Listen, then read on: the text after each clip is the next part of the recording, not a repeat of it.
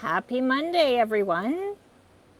I'm a bit here, part in the shade, part in the sun, but today the priority is the geraniums. And I really hope you can hear me this week because not only do we have the construction on the street, but my neighbor is building a new deck or something, and there is a lot of sawing going on. But today I really want to talk to you about color, and the best way to see color is to be outside. So if you really want to learn about color, go outside, study the shapes, study the light. The light is going to be the most important thing about your color.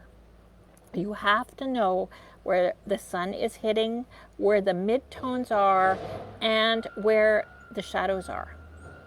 So I also want you to see the shapes. Oh my goodness, the construction is so loud.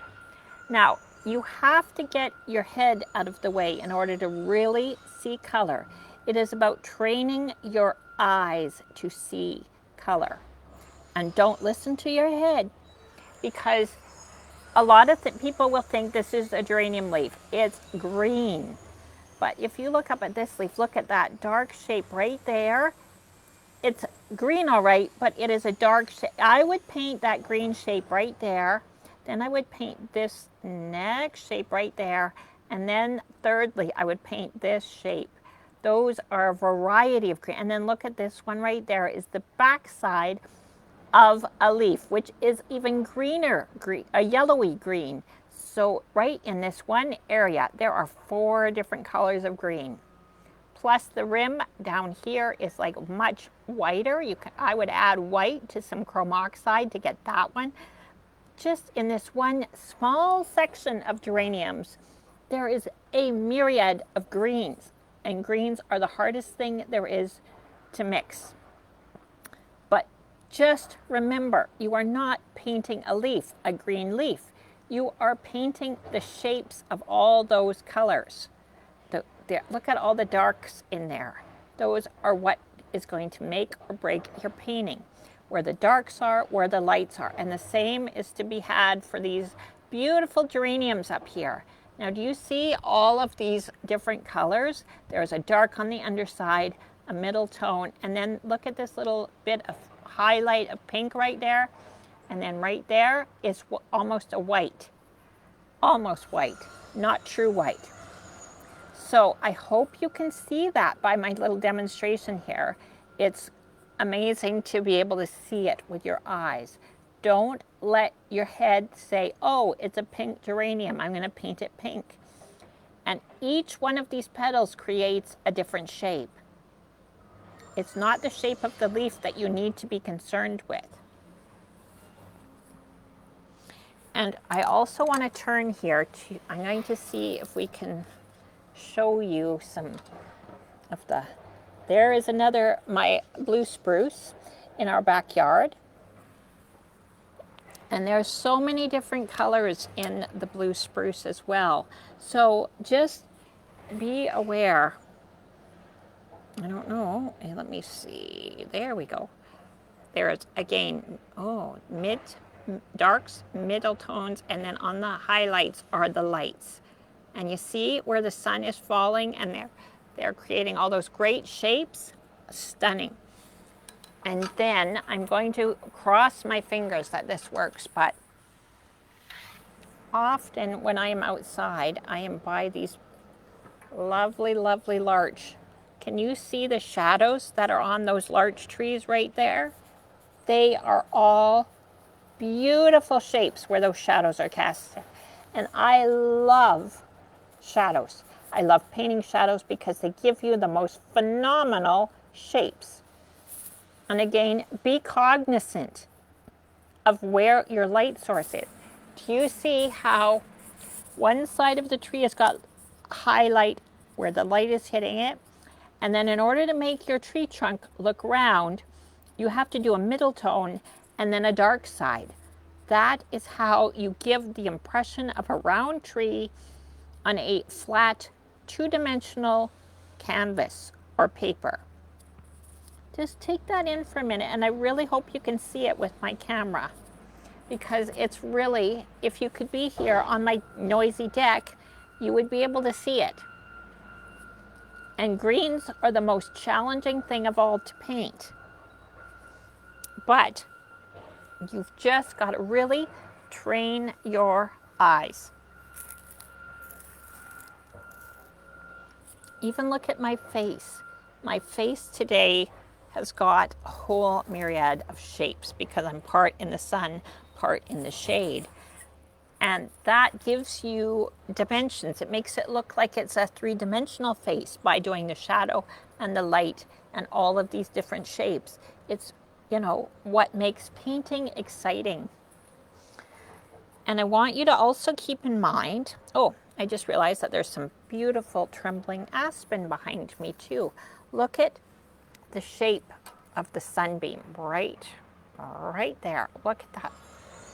Do you see that sun? That is like an amazing shape right there. Ooh, get my head out of the way. Oops. And yeah, just great. You've got to keep in mind that where the light source is. That's what's going to give you magic in your painting, okay? Now, you want to also remember your warm and your cool colors are another vital part of your painting. You have to do warmer greens in the foreground and cooler greens in the background. In order to make your green trees look like they're receding, you want them to be cooler in the distance.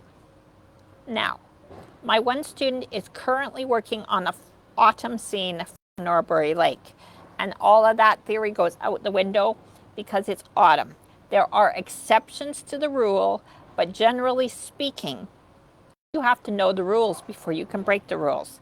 So I wouldn't recommend you do that anytime soon until you get a firm understanding of what it is you're looking at. And again, you also want to have not only your cool greens receding, cool colors receding, lighter colors also recede. So you see these trees that are way right behind me, they are going to be darker green with some light greens happening up over here above the lattice. There's some yellow greens. Now these same trembling aspen that are off in the distance will be lighter and more bluey green. I hope that makes sense. I'm giving you a lot of theory in today's tips, but it's very valuable. So take notes, go back and re-listen to this, take some notes and put it into action. Let me see what your results are. This lighter colors in the distance, cooler colors in the distance, that is good old Leonardo da Vinci's advice. He was the father of aerial perspective. Have a look at the Mona Lisa, look at the distant hills in the background. What I'm saying is true. He's the one that discovered that. So look at some really good art and tell me if I'm wrong, okay? You just tell me. And let me know how it works for you. And someday we will get to an autumn scene where you want to put some yellow in the background. We can address that at a later time, okay? It can happen. Trust me, it can happen. There are ways to do it, but you need to know your skills. Don't jump the gun too quickly. All right, what else do I need to tell you? Just keep retraining your brain. You will be able to paint great paintings once you get this theory underway. And I am telling you what I say is true. Warm colors, cool colors. Do you know the difference? Warm colors, think about your color wheel, think about hot colors, fire, reds, oranges, yellows. Think about a burning hot coal, that is your warm colors. Cool colors, think about an iceberg, blues, greens, icy cold blue, okay? Those, now when I say green, what does that mean? You can have either a warm green or a cool green. So that's for another day, how to mix greens. We'll talk about that on another day. And if you want to get a bit more detail on some of these things, you can go to my website. I've posted the link below, and I do have lectures available, and you can download them. They're available for sale on my website. I do a whole one on mixing colors, and I talk a lot about mixing greens in there, and cool and warm, and the color wheel, and even more of this theory. So this is just a tidbit for you. I hope you enjoyed it. Let me know what you think. Let me know how it goes for you. And I really hope you could hear me through all this, because this is important stuff. Okay, have a great week, and I will see you right here. Maybe I will be inside where it's not so noisy. We will see. Have a great week. Okay, thanks. Bye.